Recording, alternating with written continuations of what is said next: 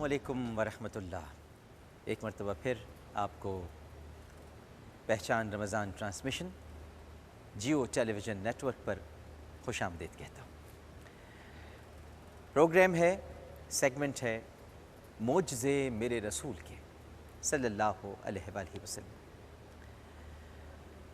آپ یہ جو سیٹ ملاحظہ فرما رہے ہیں، ٹرانسمیشن کے آغاز میں میں نے اس کے بارے میں تھوڑا سا تو آپ کو بتایا تھا، اور یہ آپ کو بتلایا تھا کہ یہاں پر یہ جو ساری چیزیں اس وقت آپ دیکھ رہے ہیں جو علامتی طور پر ہم نے بنائی ہیں، یہ آپ کنواں دیکھ رہے ہیں، اس کنویں کا بھی ایک قصہ ہے۔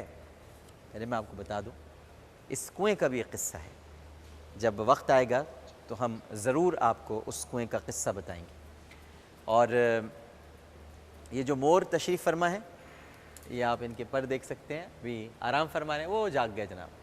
ان کا بھی ایک قصہ ہے اور وہ قصہ بھی بیان کیا جائے گا۔ یہ کھجور کا درخت جو یہاں پر لگا ہوا ہے، اور حضرت جابر رضی اللہ تعالی عنہ، ان کا کھجور کا باغ تھا، اور وہاں پر نبی کریم صلی اللہ علیہ وآلہ وسلم کے دست مبارک سے کیا معجزات ظہور پذیر ہوئے، وہ بھی یقیناً آپ سماعت فرمائیں گے۔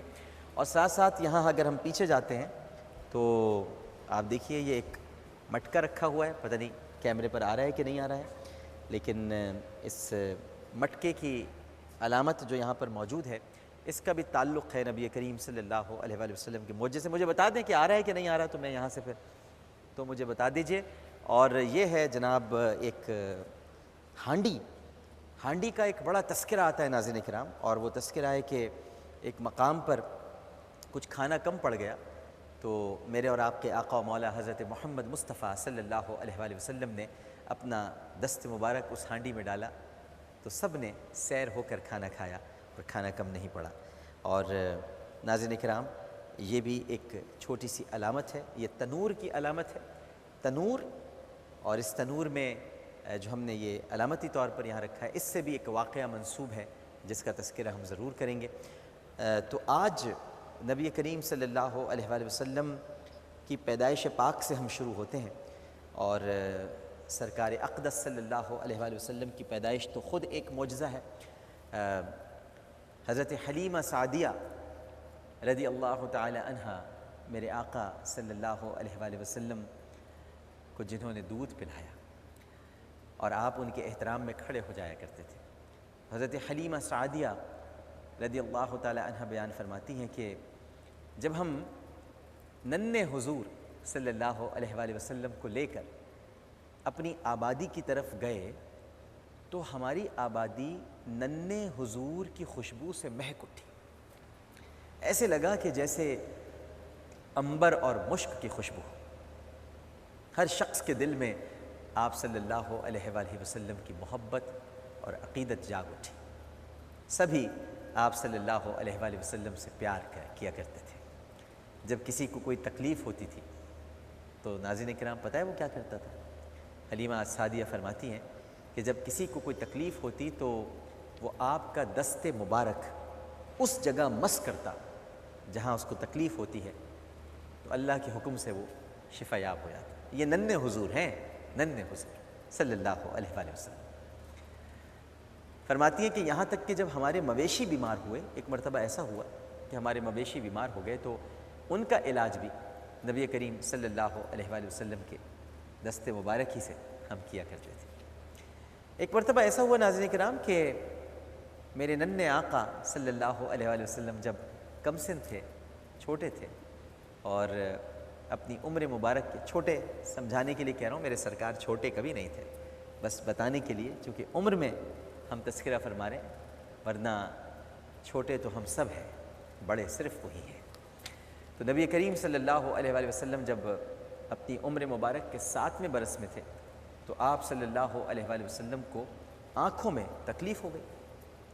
اچھا، اس وقت یہ ہوتا تھا کہ مکۃ المکرمہ میں ہی اگر کوئی معالج مل جاتا یا طبیب مل جاتا تو علاج کر دیا کیا کرتے تھے، لیکن اب چونکہ وہ عبد المطلب کے لاڈلے بھی بہت تھے سرکار میرے، تو بہت علاج کرایا مگر افاقہ نہیں ہوا۔ تو کسی نے نبی کریم صلی اللہ علیہ وآلہ وسلم کے دادا سیدنا عبد المطلب ان سے عرض کی کہ اکاز کی طرف ایک راہب ہے، یہ اکاز ایک علاقہ ہے، اور ناظرین کرام، جب کبھی آپ سعودی عرب تشریف لے جائیں اور آپ کے پاس ایسا ویزا ہو جو عمرے کا نہ ہو اور آپ کو طائف بھی جانے کا شرف ملے، تو طائف سے تھوڑے فاصلے پر اکاز کا علاقہ ہے اور وہاں بڑا مشہور میلہ لگا کرتا تھا جسے اکاز کا میلہ کہا جاتا ہے۔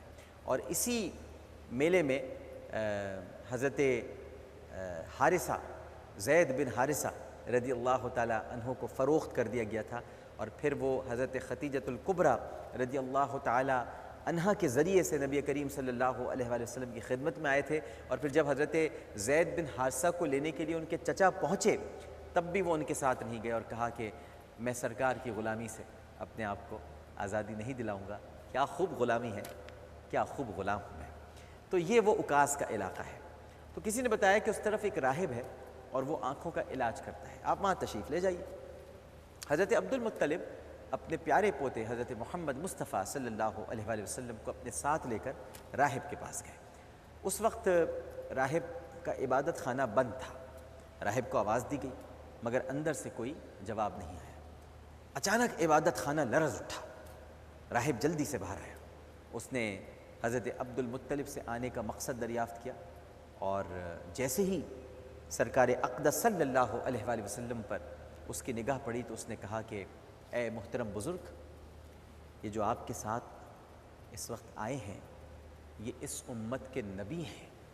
نبی، اگر میں آپ لوگوں کو دروازے پر مزید کھڑا رکھتا تو یقیناً یہ میرا عبادت خانہ خود بخود گر کر مجھے ہلاک کر دیتا۔